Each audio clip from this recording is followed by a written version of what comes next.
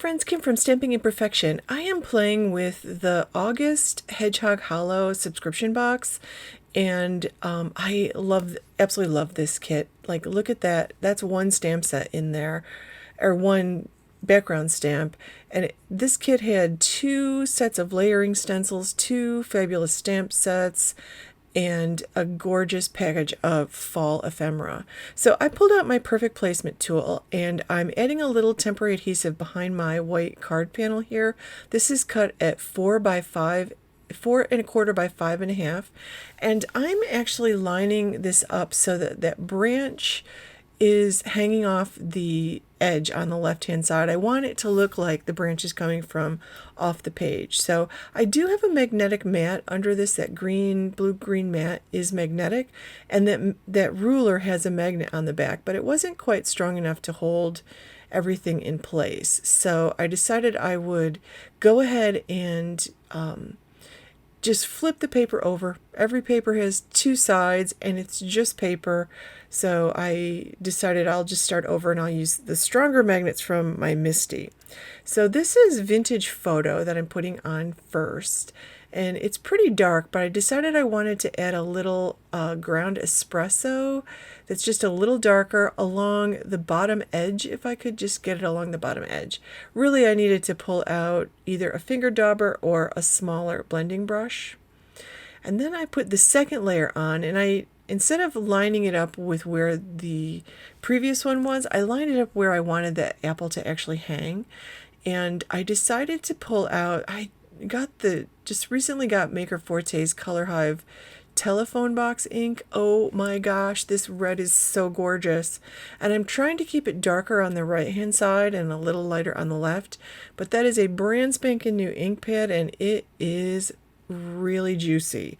So since I used that, I also want to use the Everglades ink. This is also a new ink pad for me. I've only used it a couple times. Again, super juicy, and I was going to attempt to keep it dark toward the base of the leaf and lighter at the ends, but it didn't work out that way because it's a brand new ink pad. It's so pretty.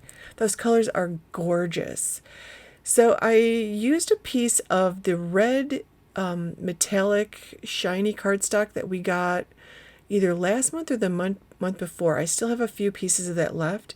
So my card base is 4¼ by 11. I scored it at 5½, and that red piece is 4 1/8 by 5 3/8. So then I pulled out, the last time I had used this kit and made a video, I had stamped that large background stamp with all the words in the Color Hive Eclipse black ink, and I decided that I wanted to use the words apple cider for this card because it's one of my favorite things during the fall season, apple cider. And with the apple on the card, I thought that would be a fun one. So I'm just trimming that down. I just wanted to show you that these can be used for sentiments or titles. Like if you are scrapbooking or using, journaling in a traveler's notebook or something like that, you can cut these big background word stamps down and use them as your titles or as your sentiments or whatever you want to use them for on your cards and your layouts. So that's exactly what I'm doing, and I'm backing it onto a piece of this red, and you can see that I glue it down first and then I trim it. I get much better results that way. And I added 3 of the red crown jewel gems. Love how that's finished off. So again, I'm going to take another piece. This one is cut at, I believe this is 3 3/4 by 5, and I want that coffee cup that came in the other stamp set. Like this coffee cup is just gorgeous, absolutely gorgeous. So I'm going to put that down in my Misty, and I'm going to stamp this in black. You could use a brown if you wanted to, but I love this Eclipse black, and I know I'm going to use some alcohol markers. And this Eclipse black ink, this Color Hive Maker Forte Eclipse black ink, is my favorite ink to use with my Copic markers because you can color immediately with your Copic markers and it doesn't run. So I love it, love it, love it, love it. So I'm just going to go ahead and stamp this down. And I just recently re-inked this ink pad too, so I get a nice dark image. It's probably the second time I've re-inked my ink pad since I got it. I guess I got it at the beginning of the year, and I love this ink. I just really can't say enough about how much I love these ink pads. Those foam pads are amazing, and the colors are so fun. They're different than I have in other ink collections.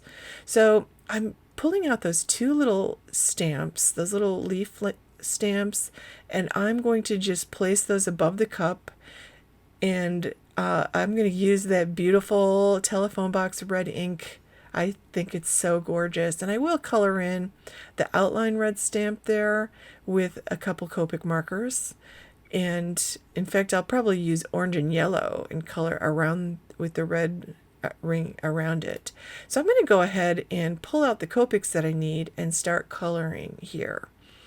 And I'm keeping it very simple. So I pulled out C3, C2, and C0, and I'm just doing the edges and along each part of the rim of the cup there. So it looks like I have a shadow along the edges and then along the each place where there's kind of a fold or a crease. Then I'm pulling out, this is E35. I have E35, E34, E31, and probably E30 there too. And I always start with my darker ones along the edge, and I'm kind of flicking with a little bit of a curve, almost like a sideways C, so that the cup looks a little bit more rounded that way. And I just keep going to get lighter on the inside. And then I just took the lightest colors and did the cup slightly lighter than the little heat sleeve around it. So I got a variation in color between those two. And I just used two colors on the cup. And I pulled out the E39. This is either E39 or E37.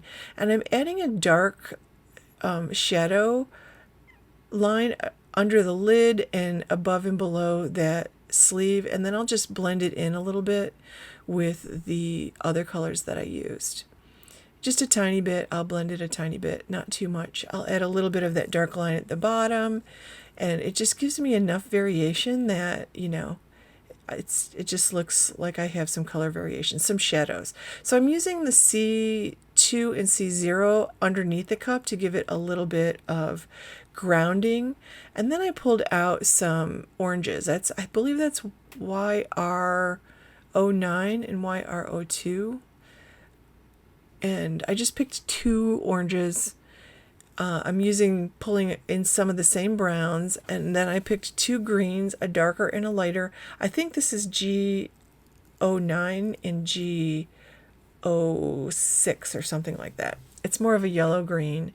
And two yellows, I'm pretty sure that's Y17 and Y13 because I love them. And then I'm using the same oranges. I think this is YR02, and then I pulled in one of the yellows, the Y17, and finished coloring in that leaf. And I felt like it needed just one more thing, so I pulled out my splatter stamp. This is Splatter Stamp Style 2, and I didn't even put it on a block. I just inked it up with some of that ground espresso, and I'm being careful not to get any ink on the edge of the stamp itself, and I'm just putting a little bit of splatter there. And I'm going to add this to a card base and a red mat. The red mat is cut at 4 by 5 1/4, and then the card base is 4 1/4 by 11, scored and folded at 5 1/2. And again, I'm going to add 3 of those really pretty red crown jewel gems to finish off my card. And I'll put all the links for everything below. Now, I don't know if any more of these boxes are available. Oops, I'm using green crown jewel gems. And I felt like it needed a little bit more green. But I will put a link to the subscription boxes, because if you can't get this one, the next one will be just as fabulous. These are packed full of value. And I will put links to the tools that I've used today and the inks, because whew, they're fabulous. So I would love it if you gave this video a thumbs up, and if you would subscribe to my channel if you're not already subscribed, and click that bell so you get notifications every time I upload a new video. And again, these are very clean and simple cards. I could have added splatter to the card on the right hand side. I could have also added another one of the sentiments, just, you know, happy fall or something like that if I wanted to, but I really like the way that turned out. Thanks for watching.